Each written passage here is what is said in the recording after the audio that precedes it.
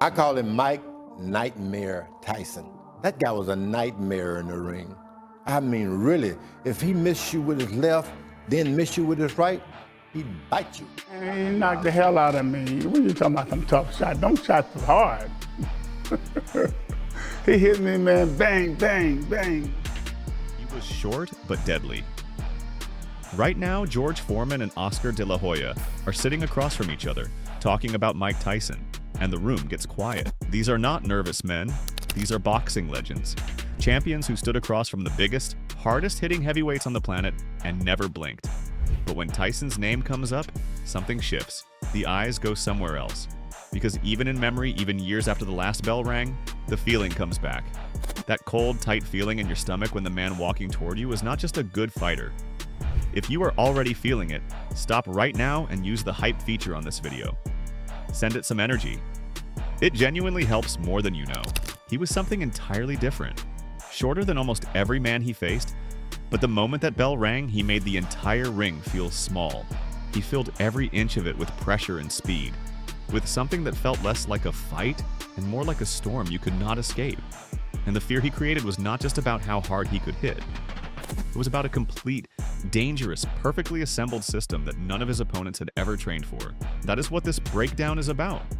Not just the power, the whole terrifying package. And the 6 boxing legends who lived through it explain it better than anyone ever could. Heavyweight boxing had a simple blueprint for decades. 2 types of fighters ruled the division. You had the massive power punchers, the ones who walked forward and destroyed opponents with raw force. And you had the tall outboxers, the ones who kept the fight at the end of their long arms, jabbing from a distance and controlling every exchange. Those were your options. That was the template. The division had run on those 2 archetypes for generations. Then Tyson arrived, 5 feet 10 inches tall, short by heavyweight standards. His arms could not reach most opponents before their arms could reach him. By every traditional measurement, he carried a structural disadvantage, but he was not playing by the old rules. His trainer, the legendary Cus D'Amato, had built something entirely new called the peekaboo style. And this system did something remarkable. It took every disadvantage that came with being shorter and turned them into weapons. A shorter fighter stays lower naturally. A lower stance means a smaller target. A lower stance also means a lower center of gravity, faster lateral movement, and more explosive upward power. Cus D'Amato understood this at a level most boxing minds never reached. He built a style that was a shield and a slingshot at the same time. The hands held high, gloves pressed tight to the cheeks and chin. The body crouched and coiled, the head in constant rhythmic motion. Every time Tyson loaded into that guard and bent those knees, he was not just protecting himself, he was winding up. And when he released, what came out was terrifying in ways that 6 boxing legends each described from their own lived experience. We count them down. Starting at number 1, Lennox Lewis. The man who eventually beat Tyson said something that cuts right to the core of what made him so punishing for taller fighters. Lewis said Tyson proved height does not matter if your defense is sound. Think about what that means for a 6'3" heavyweight walking into that ring. The tall fighter's entire game plan was built on distance. Keep Tyson at the end of your arm. Use the long jab like a barrier. Make him eat punches just to get close. Force him to walk through fire to reach you. That plan sounded reasonable on paper. The problem was that Tyson's peekaboo guard was specifically built to walk through that fire. As he moved forward, his hands stayed high and tight, covering his head. The long jabs that tall fighters depended on landed on gloves, not on Tyson's chin. And by the time the tall fighter tried to reset and redirect, Tyson had already crossed the threshold, already inside, already somewhere those long arms could not function. Here is what happens when someone steps right into your chest. Your arms cannot fully extend. You cannot generate power at close range with arms built for long-range punching. You are trapped with no weapons, while Tyson, with his shorter arms in tight space, was operating at his ideal distance. Lewis called it a tactical nightmare for every tall fighter Tyson ever faced. The numbers bear that out completely. Trevor Berbick, 6'2", stopped in round 2. Larry Holmes, 6'3", stopped in round 4. Michael Spinks, 6'2", finished in 91 seconds.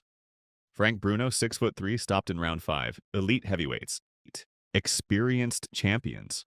All dismantled because Tyson had a proven system for neutralizing the very advantage those men were built around. Number 2. George Foreman. One of the most devastating punchers in heavyweight history. Big George understood raw force better than almost anyone on the planet. But what Foreman focused on when describing Tyson was not force at all. It was geometry. Foreman said Tyson wanted to be in your chest. Most big fighters crave space. They want distance between themselves and their opponent, room to set their feet and unload from where they feel powerful. Tyson wanted none of that. He wanted to be pressed against you, working inside your arms, his head under your chin. And once he got there, he would pivot and shift his weight around you, creating angles that a taller fighter simply could not cover. Foreman described Tyson as a 220-pound Joe Frazier, with twice the speed. If you know what Frazier was like inside the ring, that comparison hits hard. Frazier was already one of the most relentless inside pressure fighters to ever live. Tyson had that same ceaseless forward aggression, but at double the pace, with far more head movement and lateral agility. And Tyson did not just walk forward in a straight line. He was always pivoting, always shifting angles, always staying pressed inside the chest while attacking from fresh directions. Getting into the chest of a taller opponent also destroyed their ability to escape. Stepping back was exactly what Tyson's footwork was designed to prevent. He used angles to cut off the ring, blocking escape routes before his opponent even realized they were being cornered. By the time the tall fighter decided to move, he was already against the ropes with nowhere left to go. Foreman saw this with expert eyes. Tyson was not just aggressive, he was systematically aggressive, always working to eliminate space and operate in the one zone where his power became impossible to escape. Number 3. Evander Holyfield, the only man to beat Tyson twice. A true warrior who gave everything every time, and even Holyfield, a man who found a way to beat him, was absolutely clear that Tyson's combination speed was unlike anything he had experienced before or since. Holyfield talked about something he called recompense. The word means getting something back right away. In boxing, it describes the speed at which a fighter throws a second and third punch immediately after the first. Holyfield said Tyson's recompense was the best he ever encountered. If Tyson missed with a hook, the right hand was already landing before you could even begin forming a thought about countering. Most heavyweights punch with rhythm, throw one, reset, throw another. There is always a small pause, a brief window where the opponent can breathe and react. Tyson erased that window entirely. His combinations were compressed, 4 shots in 2 seconds. Not 4 desperate swings, but 4 controlled, powerful blows delivered so tightly together that your brain could not process the first one before the second, and third were already connecting. His compact guard made this possible. Because his hands stayed tight to his face, he snapped them back into position instantly after each punch. No long recovery, no delay.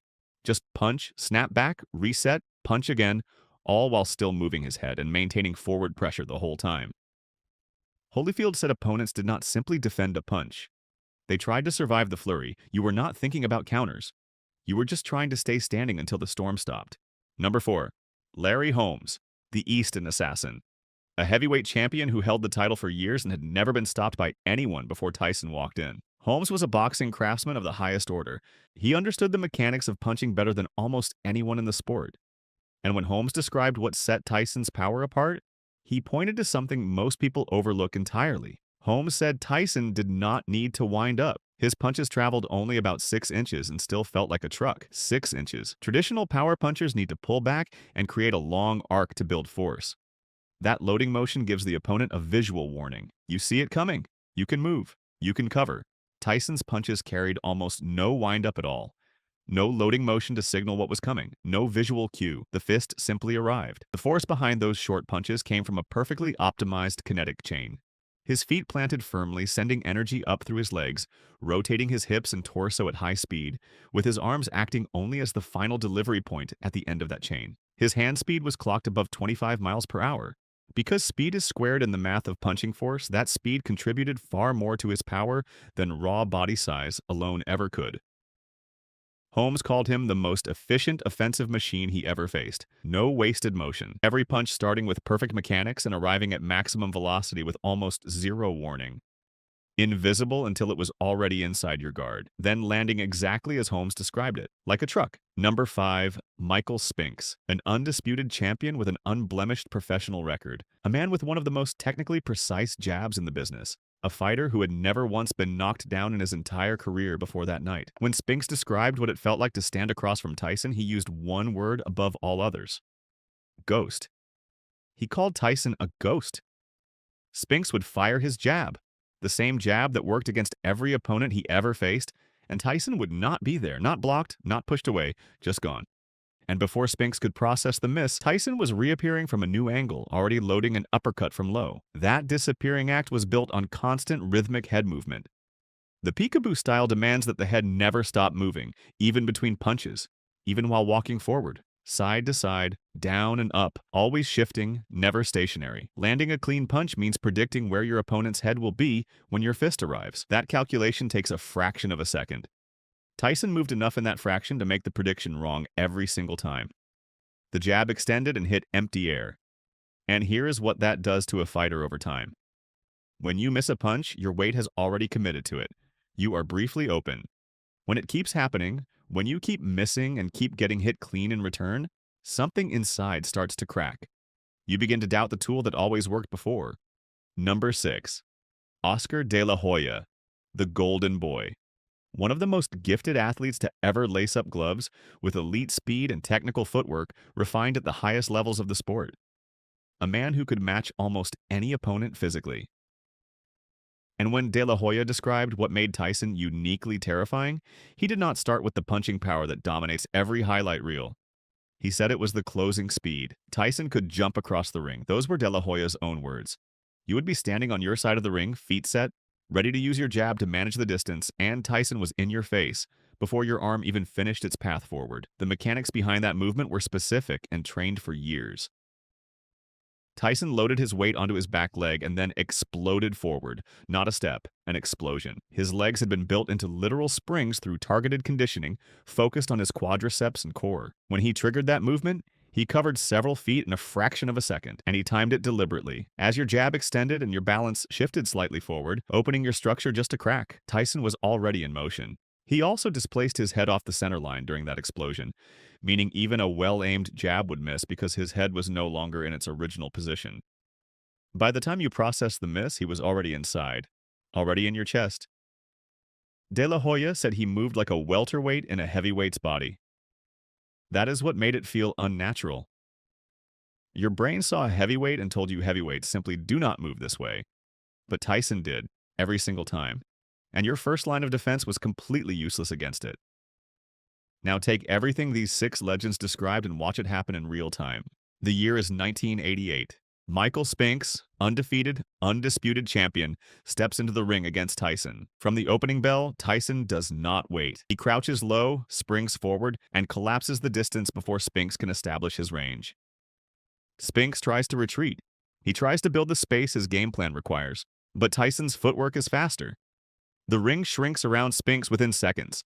Escape routes cut, corners closing in, then comes the body shot. A hard right hook to the body that drops Spinks to one knee.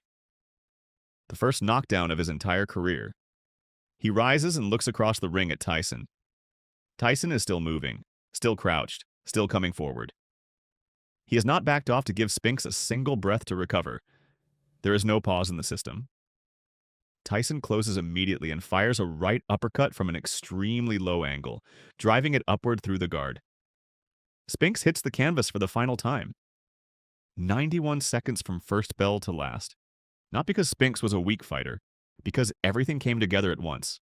The peekaboo guard walking cleanly through the danger zone of the jab, the explosive spring-making distance meaningless, the ghost head movement turning every counter into wasted air, the short arc power landing with truck force and almost no warning, the compressed combinations with no breathing room between them. Spinks had mastered boxing. Tyson had mastered a complete system, and a complete system defeats even the greatest individual fighter every single time.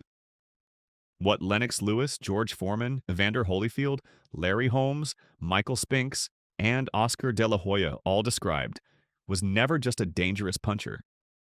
They described a complete fighting philosophy, built with deep intelligence and drilled into every muscle, designed to answer every structural problem that came with being the shorter man in the heavyweight division. A guard that was armor and a loaded spring in one, footwork that made height and reach irrelevant, head movement that turned timing into guesswork, short arc power that arrived without warning and hit like something far bigger than what threw it. Combinations with no pause and no mercy.